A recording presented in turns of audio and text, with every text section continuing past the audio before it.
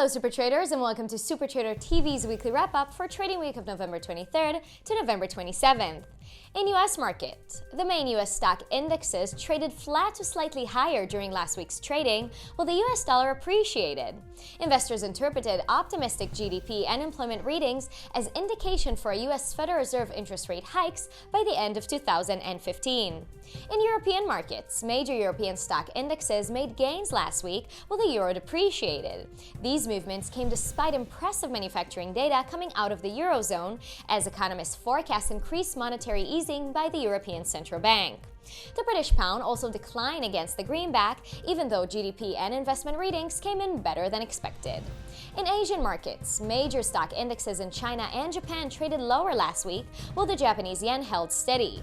Global tensions continued to weigh on investor sentiment, while the week had little economic data to cause a rally.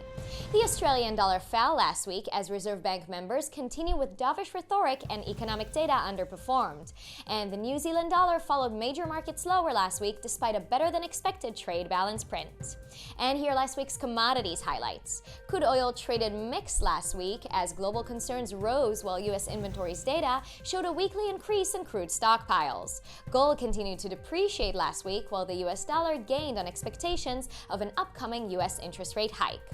This was Super Trader TV's weekly wrap-up. Have a happy and profitable trading week.